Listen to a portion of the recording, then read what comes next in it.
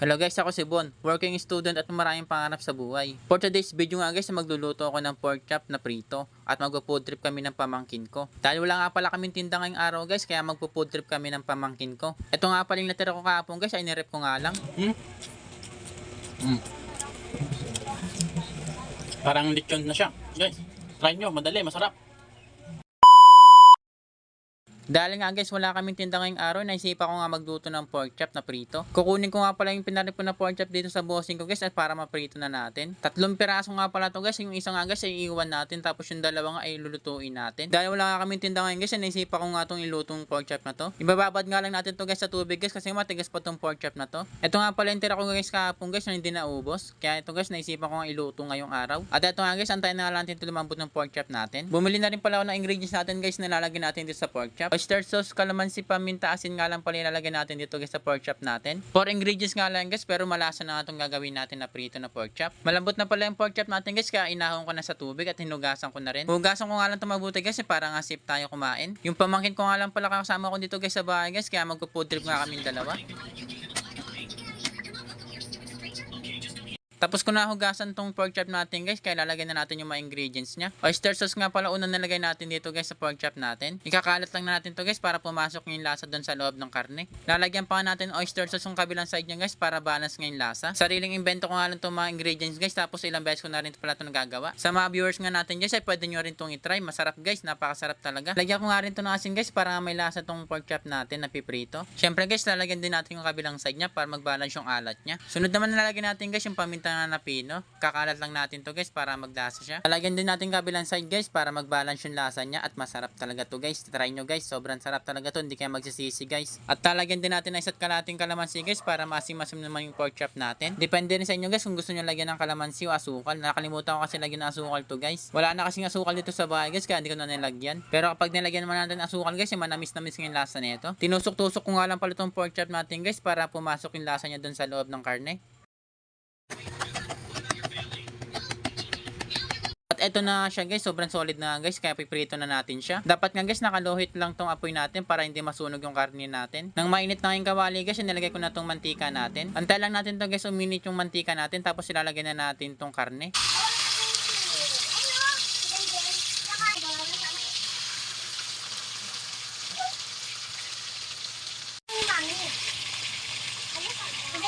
At ayun na guys, antayin lang natin ito mag-brown, tapos tinakpan ko nga pala para malambot-lambot yung karne natin. Niready at nagpalamig na rin ako ng kanin guys para food trip talaga kami malala dito ni Kathleen. Wala kasi kami sa bahay guys, kaya magpo-food trip kami ni Kathleen. Babalik ta rin na natin siya guys para naman yung kabila ay maluto na rin.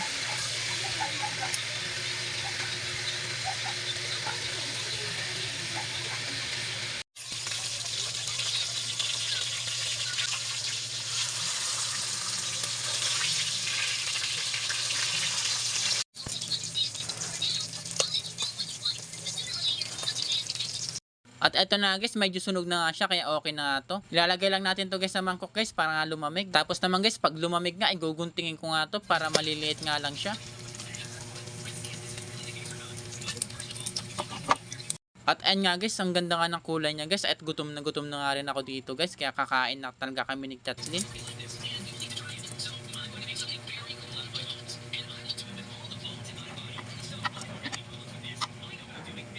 Ito na nga yung finished product natin guys. Ay gutom na talaga kami ni Kathleen guys. Kasi nakikita namin na napakasarap talaga. Hiwain ko nga lang to sa maliliit guys. Para sakto nga lang yung subo namin dito. Kayo naman dyan guys, ay sabayan nyo na rin kami kumain ni Kathleen. Iandaan nyo na rin yung mga baho nyo dyan guys. Tapos yung mga natitiran yung ulam. At sabayan nyo kami kumain ni Kathleen. At sa mga gusto naman subukan to guys, ay try nyo guys. Napakadali nga lang ng proseso netong pagluto na to. Parang nag-ihaw ko nga rin pala ng baboy neto guys. At eto na nga siya guys. Nahiwa-hiwa ko na nga siya guys. Tapos nilagay na dito sa kanin natin. Ay solid talaga. Kaya ano pang inaantay nyo guys, ay sabay nyo na rin kami kumain ni Kathleen. Unang subo nga pala guys, ay para sa inyo guys, sa mga viewers natin na nanood dyan.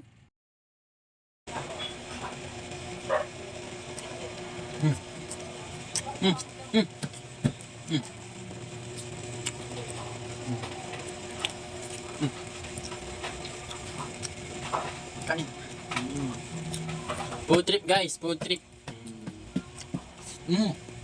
Grabe, sarap. Grabe.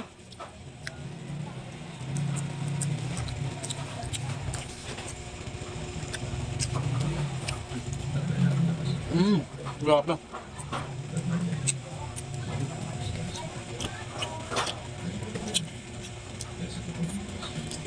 Guys, guys, ang dami. Yummy, yummy.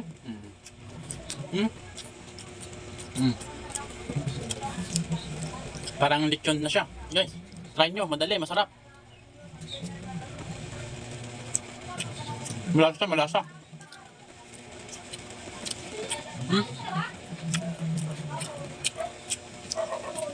Grabe, sarap.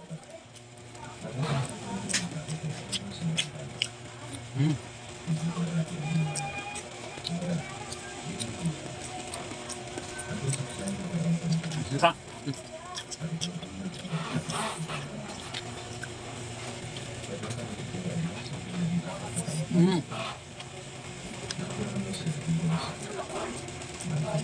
Oh, oh. Sarap pa.